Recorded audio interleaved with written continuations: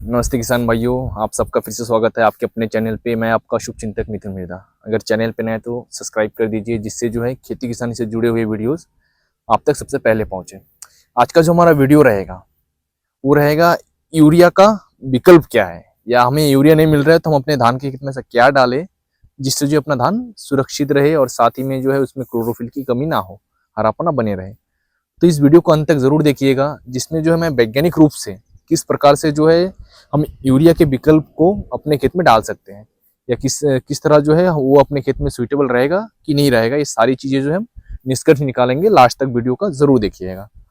तो सबसे पहले तो हम जानते हैं कि यूरिया अपने खेत में काम कैसे करता है, क्योंकि वो जानना जरूरी है। क्योंकि अगर हम नहीं जानेंगे तो यूरिया का विकल्प जो हम डालेंगे वो अपने खेत में उपयोग हो रहा है कि नहीं, वो नहीं समझ पाएंगे। तो सबसे पहले जैसे हम यूरिया लाते हैं, अगर हम 50 केजी यूरिया ला के डाल रहे अपने खेत में, तो अपना खेत पौधा क्या पूरा 50 केजी उपयोग कर पा रहा है, या 50 केजी भी रहता है, 45 केजी का आजकल पैकिंग आ रहा है, तो 45 केजी क्या पूरा उपयोग कर पा रहा है अपना, एक बोरी यूरिया दे रहे हैं 1 एकड़ में, तो ये जानना जरूरी है। तो सबसे पहले तो मैं बता दूं, यूरिया हम जब भी देखेंगे ठोस रूप में रहता है। जब उसमें पानी लगता है या नमी आता है तो पिघल के लिक्विड रूप में बदल जाता है, या आप वो जो है पूरा पिघल जाता है। और जब वो पानी के संपर्क में आता है तो जो इसमें जैसे हम खेत में डालते हैं तो जो उसका यूरेज एंजाइम होता है वो पिघल के जो है अमोनिया, सबसे पहले वो अमोनिया में बदलता है। अमोनिया में बदलने के बाद अमोनियम नाइट्रेट, फिर नाइट्रेट, 2 रूपों में बदलता है। और अपना पौधा कौन सा रूप उपयोग करता है, सबसे लास्ट में जो अमोनिया और नाइट्रेट रूप में बनता है तब जाके उपयोग करता है। तो सबसे पहले जो हम ठोस डाल रहे हैं वो पूरा उपयोग नहीं हो रहा है, पहली बात।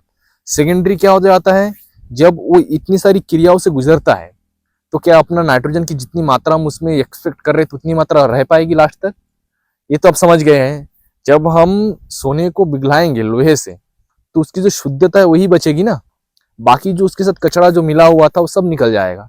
तो ऐसे करके जो अपना नाइट्रोजन का जो हम 46% हम कंटेंट हम उसमें डला हुआ दिखता है तो पूरा उपयोग नहीं होता है। तो ऐसा नहीं है कि कोई दूसरा खाद डालेंगे तो वो पूरा उपयोग नहीं होगा या उससे अच्छा रिजल्ट नहीं आएगा। तो हम जान गए कि यूरिया जो है सीधा अपना पौधा वो एक्सेप्ट नहीं करता है जब तक कि वो पिघल के नाइट्रेट या अमोनियम नाइट्रेट फॉर्म में नहीं आता है।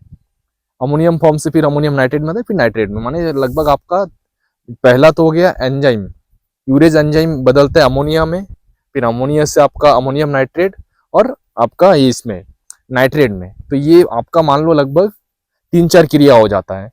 लेकिन उसके विपक्ष में अब हमने यूरिया नहीं मिला तो हम क्या डालेंगे, ये जानना भी जरूरी है।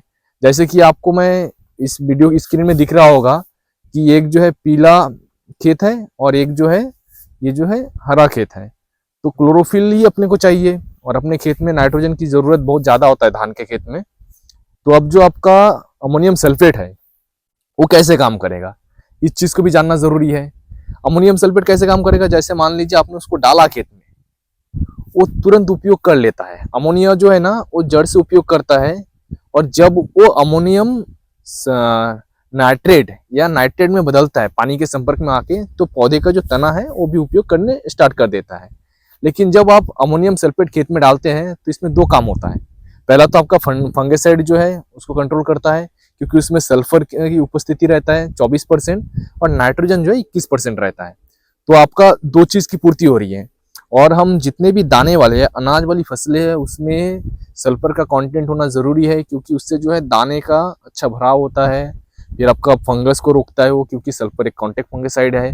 तो जैसे अगर अमोनियम सल्फेट भी डालते हैं अपने खेत में तो वो 2 दिन से रिजल्ट दिखने स्टार्ट होता है। क्यों दिखने स्टार्ट होता है, क्योंकि वो अमोनिया रूप में है ना, उसको ज्यादा नहीं बदलना पड़ेगा, उसको पिघलना नहीं पड़ेगा। वो जैसे ही आप खेत में डालोगे जड़ से उसको उठाना स्टार्ट कर देगा, और जैसे उसमें थोड़ा सा नमीपन आएगा वो नाइट्रेट में और अमोनियम नाइट्रेट में ये हो जाएगा, परिवर्तित हो जाएगा। तब जो है पौधे का तना भी उसको उपयोग कर लेगा। इस प्रकार से जो 100% यूज होता है। जैसे हम यूरिया डाला हमने, लेकिन वो ठोस रूप में रहता है तो उपयोग पूरा नहीं कर पाता है, और ये जो है आपका ठोस रूप से उपयोग करना स्टार्ट कर देगा जड़ से। तो ये जो है 2 डिफरेंसेस है। और इसमें जो है हमको अमोनियम सल्फेट में 2 चीज मिलता है, नाइट्रोजन भी मिल रहा है और सल्फर भी मिल रहा है। लेकिन हम जो नाइट्रोजन डालते हैं उसमें सिर्फ, या यूरिया डालते हैं उसमें सिर्फ नाइट्रोजन मिल रहा है। तो किसान भाइयों आप निश्चिंत होकर जो है अमोनियम सल्फेट को डाल सकते हैं अगर आपके पास यूरिया नहीं है, क्योंकि इसमें बहुत हद तक पूरा होता है ना, क्योंकि इसमें बहुत सारी क्रियाएं नहीं होती हैं। जैसे हमने यूरिया डाला 3-4 क्रिया हो रही है, लेकिन हम अमोनियम सल्फेट डालेंगे वो तुरंत स्टार्ट हो जाएगा। तो आप जो है किसी भी कंपनी का अमोनियम सल्फेट उपयोग कर सकते हैं। और अगर यूरिया नहीं मिल रहा है तो सही टाइम पे उपयोग करके जो है अपने खेत को बचा लीजिए। और ऐसी कोई विशेष जानकारी अगर आपको चाहिए या किसी पर्टिकुलर वीडियो आपको चाहिए तो आप कमेंट बॉक्स में ज़रूर डालिए कि आपको किस विषय में वीडियो चाहिए, उसको मैं आप तक पहुंचाने की कोशिश करूंगा। और अगर कुछ समझ में ना आए तो कमेंट बॉक्स में ज़रूर कमेंट करें। जय श्री राम किसान भाइयों।